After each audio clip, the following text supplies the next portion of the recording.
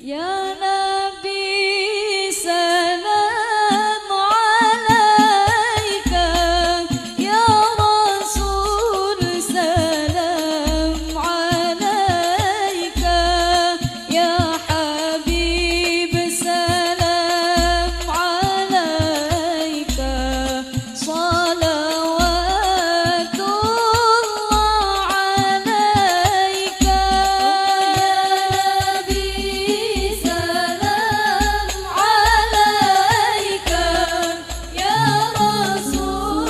Assalamualaikum warahmatullahi wabarakatuh. Alhamdulillah pada malam hari ini kita bisa berkumpul di Gedung Serbaguna Pengurus Ranting Nahdlatul Ulama Desa Gelonggong guna mengadakan bincang-bincang santai, dialog keagamaan perihal tentang Maulid, bulan Maulid, ya, Maulid Nabi. Karena seperti kita ketahui bahwa bulan Maulid ini kan merupakan bulan yang sangat istimewa. Karena di bulan Maulid ini adalah bulan kelahiran dari junjungan kita Nabi Agung Muhammad SAW.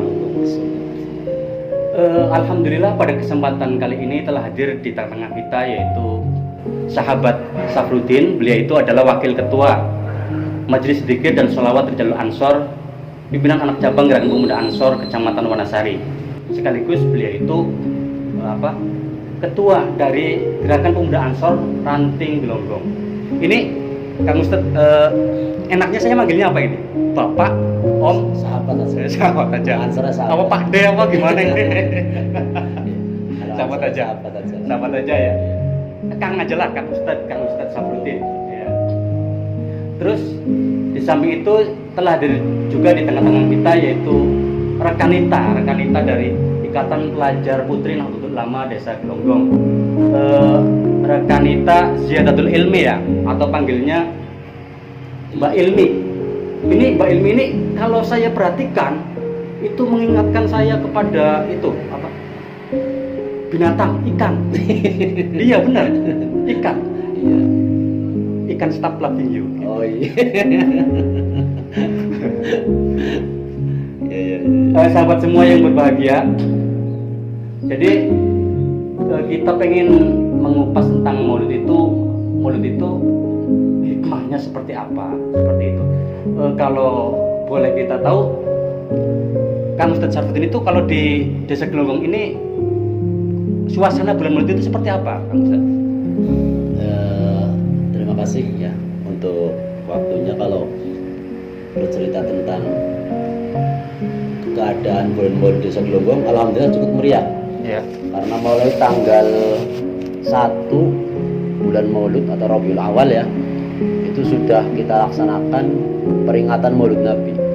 Setiap musola dilaksanakan kegiatan Maulid Nabi. Setiap jam'iyah majelis taklim, bahkan jamiahan yang kalau setiap harinya hari biasa itu tidak diadakan Maulid, kalau pas hari bulan Maulud itu diadakan kegiatan pembacaan dibaiyah atau al-barzanji. Ini sangat antusias sekali masyarakat Desa Gelonggong, khususnya warga Nahdlatul Ulama. Jadi kalau pembacaan berjanji dan sebagainya itu kan kayaknya sudah tradisi ya di Tradisi. Desa-desa, daerah-daerah Nahdlatul Ulama itu seperti itu. Jadi warga Nahdlatul Ulama itu sangat mensyukuri kelahiran Kanjeng Nabi seperti itu ya. Sahabat ya. Sangat kompak ya, semuanya dari segala kalangan, dari mulai anak-anak, bahkan di madrasah-madrasah itu juga mengadakan kegiatan memperingati Maulid Nabi. Kalau pengajian dalam rangka Maulid itu gimana? Biasanya kan itu ada di kampung-kampung itu pengajian dalam rangka Maulud gitulah. Ada juga. Karena ini lagi masa-masa pandemi, jadi untuk pengajian akbar yang melibatkan masa banyak ini belum diadakan. Tapi biasanya kalau hari biasa itu banyak sekali. Bahkan setiap musola itu banyak yang mengadakan kegiatan pengajian akbar. Itu Kang Ustadz. Jadi yang saya suka itu pengajiannya. Jadi kalau habis pengajian itu pasti perut kenyang seperti ada itu. Makan-makannya. Iya, ada makan-makan. Itu yang cocok itu ya, karena memang mensyukuri itu dengan cara bermacam-macam sih ya. Iya, diantaranya itu kita ikut senang menghadiri Maulid, diantaranya makan-makan, jadi kita juga ikut apa namanya, Jadi nambah hatinya gizi merindukan, gitu lah, ya ya, merindukan gitu yang ya. namanya Maulid Nabi ya. Karena di dalamnya itu banyak hikmahnya ya, Hmm. karena perutnya kenyang dan sebagainya. Yang ngomong-ngomong kalau masalah maulid itu sebenarnya definisi maulid itu seperti apa Kang Ustaz? Ya. Kalau definisi Maulid sendiri ini ada perbedaan ya antara Maulud dengan Maulid. Ya. Ya. Apakah boleh mengatakan Maulid? Apakah yang benar Maulud? Gitu ya. Dua-duanya boleh-boleh saja. Boleh kita mengatakan Maulud, boleh juga kita mengatakan Maulid. Ya. Kalau Maulud itu berarti kalau kita dilihat dari gramatika Arabnya itu Mauludun, berarti isim maf'ul. Berarti kalau Maulud Maulud gitu ya? maf'ulun. Kalau Maulud itu berarti yang kita peringati adalah anak yang dilahirkan. Anak yang dilahirkan. Berarti kalau semacam itu berarti yang kita peringati adalah kelahiran seorang Nabi Muhammad Shallallahu Alaihi Wasallam. Itu kalau kita mengatakan Maulid. Iya. Nah, kalau kita mengatakan Maulid ya boleh-boleh saja, nggak masalah. Kalau kita katakan Maulid itu berarti yang kita peringati adalah hari di mana Nabi akhir zaman dilahirkan. Jadi boleh kita Maulid, boleh Maulid juga boleh. Tuh begitu sahabat. Jadi kita boleh mengatakan maulid juga maulid. Jadi jangan sampai gotok-gotokan Ya, nggak usah dipermasalahkan. Ya, Yang penting intinya sama, hormat kepada Rasulullah. Ya, intinya Hormat seperti kepada itu ya. hari lahirnya Rasulullah. Entah yang dihormati pas hari lahirnya atau yang dihormati anak yang dilahirkan. Yang penting kita tujuannya adalah hormat, mengagungkan kelahiran Gusti Kanjeng Nabi Muhammad SAW. Terus dari sahabat IPPNU mungkin ada pertanyaan, monggo. Oke. Jadi setelah kita membahas mengenai definisi Aduh, gitu, suaranya adem banget sahabat. Ces Ya, gitu. begitulah. Jadi galvok saya. Ya. Ini untuk kameranya, Kang apa nih tuh? Ya lanjut. bagaimana sih sejarah dari Maulid Nabi itu sendiri supaya kita itu bisa mengetahui selain kita itu menjalankan di masyarakat gitu Ustaz. Iya. Kalau kita berbicara tentang sejarah Maulid, sebenarnya yang namanya memperingati hari kelahiran ini sudah ada sejak zaman Rasulullah. Kenapa saya katakan sudah ada sejak zaman Rasulullah? Karena Rasulullah sendiri itu setiap hari Senin, hari kelahiran beliau itu memperingatinya. Tidak hanya pada bulan Rabiul Awal saja, tapi setiap hari, setiap bulan. Itu maksudnya kalau hari Senin itu Kanjeng Nabi itu mengadakan hadroh atau gimana? Iya, kalau Kanjeng Nabi itu memperingati hari kelahirannya, itu beliau melakukan puasa. Oh, iya. Puasa setiap hari Senin. Itu. Cuman untuk Maulid sendiri ketika mulai dimasyarakatkan gitu, dilakukan oleh orang umum, orang halayak rame, itu pada masa diramakan oleh Abu Tamim, oleh Al-Mu'iz Lidinillah. Al-Mu'iz Lidinillah sebagaimana disampaikan oleh beliau ketua PBNU kita ya, Romo Kiai Haji Said Akil Siraj ya. Beliau menceritakan panjang lebar, diantaranya asal usul Maulud itu diramekan ya pas kepemimpinan diramekan oleh Al-Mu'iz Lidinillah. Yang mana beliau itu tidak lain, mohon maaf, juga kata beliau ini dari kalangan Syiah. Dari kalangan Syiah sudah meramaikan Maulud. Nah, kita sebagai orang ahli sunnah harus lebih kan begitu. Iya, harusnya seperti itu memang. Cuman ini banyak persis ya, banyak persis. Di antaranya Tapi versi yang terkuat mungkin itu ya. Ya, yang masyhur di kalangan ini pertama kali Maulud disampaikan, diramaikan, ini diramaikan oleh Abu Tamim Al-Mu'iz Lidinillah. Kalau itu juga Ustaz, kalau saya pernah baca itu ada juga versi yang seperti ini Ustaz. Jadi waktu kepemimpinan Salahuddin Al-Ayyubi, berarti dinasti Abbasiyah atau apalah saya lupa. Jadi Salahuddin Al-Ayyubi itu mengadakan semacam lomba dengan tujuan pada saat itu kan umat Islam waktu itu giroh keberagamaannya itu kurang. Jadi beliau itu mengadakan lomba untuk setiap penyair agar membuat syair yang indah untuk Kanjeng Nabi. Itu juga merupakan salah satu awal dari adanya peringatan Maulid itu seperti itu. Mungkin itu versi yang lain itu mungkin ya. Mungkin versi yang lain. Ya, jadi kita itu hasanah keislaman itu memang mempunyai beberapa versi. Jadi saya kira untuk masalah itu tidak usah dipermasalahkan sampai runcing lah. Nah, kita tinggal mau mengikuti pendapat siapa, kita boleh-boleh saja. Ya, boleh mau mengikuti pendapat yang dikatakan oleh beliau yang mengatakan pertama kali diadakan oleh Alam Muslimin ya nggak apa-apa. Apa mau mengikuti panjenengan itu tadi juga jangan nggak mengikuti apa-apa. saya Ustaz. Yang dikatakan panjenengan. Oh iya. maksudnya. Tapi Itu jangan nggak mengikuti apa-apa. saya, nanti tersesat. Ya, jadi yang penting kita itu intinya dalam apa namanya bingkai Maulud itu intinya adalah memperingati Rasulullah dengan harapan kita mendapat syafaat dari beliau. Amin amin ya rabbal alamin. Di akhirat. Itu jadi begitu Mbak Ilmi untuk masalah sejarah Maulud ya seperti itu sampai sekarang itu berkembang ya sampai berkembangnya Maulud ini sampai ya beraneka ragam lah ya memperingatinya itu beraneka ragam. Jadi mungkin di desa Panjenengan daerah Panjenengan beda dengan daerah kita. Kalau daerah kita itu pas tanggal 12 Rabiul Awal itu setiap musola meriah banget. Setiap musola bahkan waktunya waktunya itu berbeda-beda. Mulai ada yang ba'da maghrib malam tanggal 12 Rabiul Awal, ada yang ba'da isya, ada yang ba'da duhur, ada yang pagi berarti jam 7-an itu ada jam 7 pagi duhur itu ya Mbak Ilmi. Di sini ramai banget.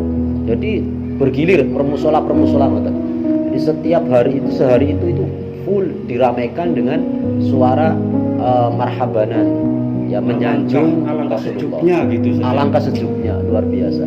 Dan saya kira di situ pun ya perkembangan zaman ya. Kalau waktu dulu itu anak-anak kecil ramai banget kalau setiap muludan itu semangatnya anak-anak mungkin karena ada penariknya. Di antaranya apa kalau mulut itu dapat snack gitu. Kan anak-anak seneng banget ya main ini. Itu Dan saya kayak kira itu menarik banget ya. kelakuan kameramen itu seperti itu dulu. Karena apa? Saya kira itu bagus banget karena untuk menarik anak-anak biar rasa cinta kepada Rasulullah ya. Bagaimanapun caranya yang penting maslahat kita tarik ya apapun caranya ya. Dan sangat ramai ini perkembangan Maulud ya sampai sekarang. Mungkin ada pertanyaan lain dari rekan kita Mbak Ilmi. Tadi sudah dijelaskan ya mengenai sejarah dari Maulid Nabi sendiri dan penjelasannya itu sangat lengkap sekali. Selanjutnya saya itu akan bertanya Pak Ustaz mengenai hikmah dari Maulid Nabi itu bagaimana? Ya, kalau kita berbicara dengan hikmah Maulid Nabi yang jelas banyak sekali hikmahnya dan juga banyak sekali manfaatnya lah. Cuman saya akan menyampaikan mungkin sedikit saja ya di antara hikmah kita terhadap Maulid Nabi hikmahnya. Jadi kita bisa membaca sejarah beliau ya, bisa meneladani perilaku beliau melewat kita membaca Ad-Dibaiyah manaqib beliau dan sejarah beliau. Di dalam Ad-Dibai itu juga disebutkan, Al-Barzanji juga disebutkan. Bahkan kalau kita resapi setiap kita baca Ad-Dibai itu di dalamnya luar biasa. Banyak sekali sesuatu yang sangat mendorong kita untuk melakukan perbuatan yang baik seperti Rasulullah. Ya walaupun saya pun yakin tidak bisa meniru Rasulullah 100%. Ya paling tidak bahasanya itu ya sekuku irengnya kan lumayan. Ya, kalau untuk mengikuti Rasulullah nggak bisa kita. Ya, paling tidak dengan pembacaan Ad-Dibaiyah juga kita hikmahnya lagi adalah kita itu tertanamkan hati kita untuk membaca sholawat. Ya, karena dengan membaca sholawat hati kita menjadi tenang, hati kita menjadi tentram. Begini Ustaz, jadi menyambung tentang hikmah tersebut itu itu kan kalau misalnya yang membaca, si pembaca qoriknya itu mengetahui makna dari tiba dan berjanji dan sebagainya. Lah umumnya kan kalau orang awam ya umum sekali itu biasanya nggak mengetahui arti dari tiba tersebut, bacaan-bacaannya gitu loh. Itu bagaimana? Bagaimana dia itu bisa mendapatkan hikmah dari maulid tersebut? Ya paling tidak mereka yang hadir juga itu membaca sholawat. Setidaknya membaca sholawat. Membaca sholawat. Kalau membaca sholawat ya pasti diterima oleh Allah lah. Iya. Pasti diterima oleh Allah. Membaca sholawat itu baik tahu artinya atau tidak, bahkan membaca sholawat itu dia pamer ataupun ikhlas tetap akan dikasih istimewa sekali itu. Iya. Di dalam kitab Fadhailus Sholawat itu terangkan. Yang artinya beginilah. Setiap perbuatan kalau mau diterima oleh Allah, agar diterima oleh Allah kuncinya harus satu, ikhlas. Iya. Ikhlas kan begitu. Cuman untuk syarat ikhlas itu kan sulit sekali. Sulit sekali. Iya. Berbeda dengan sholawat. Kalau sholawat itu walaupun dibaca dengan ria, dibaca dengan terpaksa, ya, dibaca dengan niatnya karena bukan yang lain, mungkin karena biar dapat snack dan sebagainya, biar dapat berkat. Kalau misalnya itu yang penting biar dapat makan. Ya betul. Tetap Allah akan ngasih pahala. Oh, iya. Itu hebatnya sholawat. Sehingga tanpa disadari orang yang hadir di tempat maulud itu, di tempat majelis maulud itu tanpa dia sadari membaca sholawat akan dikasih pahala oleh Allah. Nah, apalagi kita mendengarkan dengan seksama, ya, kemudian melantunkan doa-doa, ya, doa-doa yang kalau satu jamaah itu kita berdoa, kemudian yang tahu maknanya itu satu saja dan yang terima satu semuanya ikut terima. Itu istimewaan berjamaah itu ya. Begitu. Jadi mumpung ini bulan Maulud sering kita kumpul dan sebagainya, hikmahnya diterima. Orang yang dulunya jarang sekali baca sholawat, datang ke tempat maulud akhirnya baca Sholawat. Monggo terus. Rekan Nita. Oke, untuk pertanyaan selanjutnya bicara mengenai Maulid Nabi. Pastikan ada orang-orang yang anti terhadap Maulid Nabi, nggih Mas. Oh iya, lantas benar, bagaimana sikap kita dalam menghadapi orang-orang tersebut? Oh, iya. Ya memang banyak orang yang mengatakan memperingati Maulid Nabi itu bid'ah, kan begitu ya. Ya nggak apa-apa, mereka bilang bid'ah nggak apa-apa. Memang Maulid itu bid'ah, ada yang mengatakan seperti itu. Tapi kan bid'ah ada dua, ada bid'ah hasanah, ada bid'ah, ya ada bid'ah yang sayyi'ah, ada bid'ah yang mahmudah, ada bid'ah yang madhmumah. Nah, intinya ada bid'ah yang baik, ada bid'ah yang tidak baik. Selagi bid'ah itu baik, ya kita baik pula untuk melakukan, untuk menjalankan. Selagi itu baik dan akan diberi pahala oleh Allah. Ya, kalau yang dilarang itu bid'ah yang tidak baik. Nah sekarang mauludan itu membaca sejarah Rasulullah itu baik apa tidak? Ya jelas baik kan. Ya kita tinggal begitu aja. Kalau baik mengapa? Nggak baik gimana? Nah, iya. Di dalam maulud itu kan isinya manakib kan, manakib beliau. Manakib, sejarah doa dan sebagainya. Iya. Apa itu nggak baik? Baik sekali. Kan baik sekali. Nah kalau baik mengapa nggak boleh? Kan begitu. Jadi mereka yang mengatakan maulud dan bid'ah tidak boleh, ya biarkan saja. Cuek aja lah ya. Aja nggak apa-apa. Mungkin karena pandangannya berbeda. Ya, selagi orang itu sudut pandangnya berbeda, ya tidak bisa kita kompromikan lah. Betul Ustaz. Kompromikan. Ya kayak ya selagi sudut pandangnya berbeda, kita mau ngotot, ya tetap seperti ini kita. Dia mau ngotot, tetap dia seperti itu. Sampai kapanpun kalau memang sudut pandangnya berbeda seperti itu. Kalau berbeda sudut pandang ini kayak saya pernah gini, saya contohkan, saya kayak seperti pertanyaan gini. Telur dengan ayam dulu mana? Telur dengan ayam. Iya, dulu mana? Dulu telur. Dulu telur. Iya kan? Dulu telur. Iya. Kalau menurut Mbak Ilmi dulu mana? Telur. Nah, telur sama. Emang ayam, kita udah klik. Udah klik. Kalau saya dulu ayam. Kenapa itu? Nah, karena telur dari ayam. Oh begitu. Kalau tapi telur dari ayam dari telur itu. Ayam dari telur. Iya. Ini kan sudut pandang kita berbeda. Kalau kita sudut pandangnya ayam dulu baru telur. Ya, dengan telur dulu baru ayam kan begitu. Iya. Itu sudut pandang berbeda. Kalau sudut pandang sudah berbeda, sampai kapanpun tidak akan bisa kita kompromikan. Tidak bisa kita damaikan. Jadi- Semuanya ya akan Ya intinya ya kita cuek aja lah bagi orang yang Ya, anti ya, maulid iya, kita cuek aja. cuek aja. Lulu gue gitu ya. Iya wis. Yang penting apa namanya kita sesuai dengan akidah kita begitu aja. Iya, iya. Ya.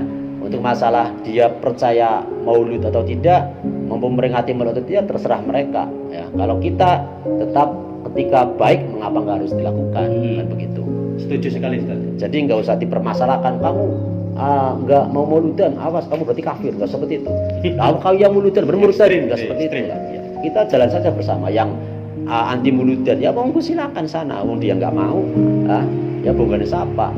Ya kalau saya senang mauludan karena berharap syafaatnya Rasulullah, ya kita jalankan. Gitu. Nggak usah dipermasalahkan, dipermusikan lah. Betul betul. Ya, kita Setuju, Ustaz. rangkul kita jalan saja berdampingan antara orang yang senang mauludan dengan orang yang tidak senang Mauludan. kita berjalan bersama aja, nggak usah dipermasalahkan gitu. Monggo selanjutnya ada pertanyaan.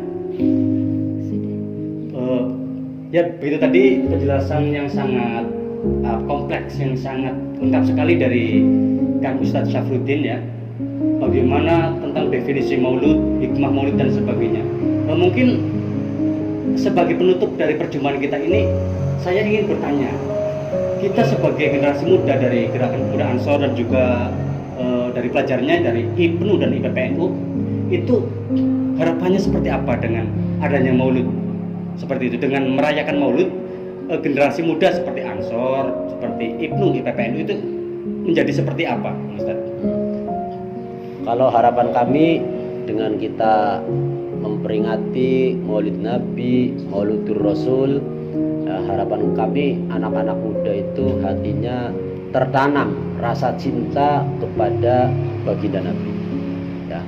Kalau orang itu sudah hatinya tertanam rasa cinta, maka dia pun paling tidak anak-anak muda itu ya kenal dengan Rasulullah dan mau melakukan apa yang diajarkan oleh Rasulullah.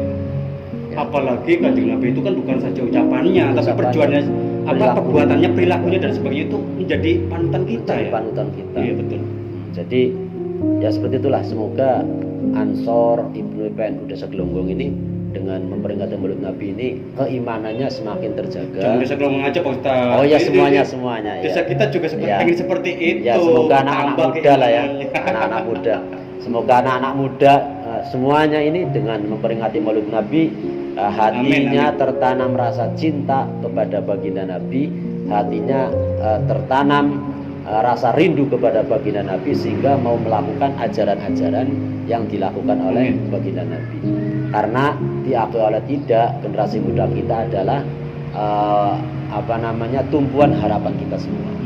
Ya. Betul. Untuk membawa Indonesia lebih maju ini adalah ada di generasi muda, dan semoga dengan Maulidur Rasul ini akhlak generasi muda kita semakin baik dan semakin terkontrol. Amin, amin. Nah, karena dengan adanya akhlak yang baik terkontrol, insya Allah negara kita akan selalu aman. Amin. Betul. Gitu. Ya sahabat semua, demikian tadi perbincangan kita dengan Kang Ustadz Syafruddin yang juga ditemani oleh rekan kita Ziyadatul Ilmi atau Nok Ilmi ya dari Ikatan Pelajar Putri Nahdlatul Ulama Desa Gelonggong. Dari saya pribadi dan kami semua, kurang lebihnya mohon maaf. Wallahul muwaffiq ila aqwamit thoriq. Wassalamualaikum warahmatullahi wabarakatuh. Waalaikumsalam warahmatullahi wabarakatuh.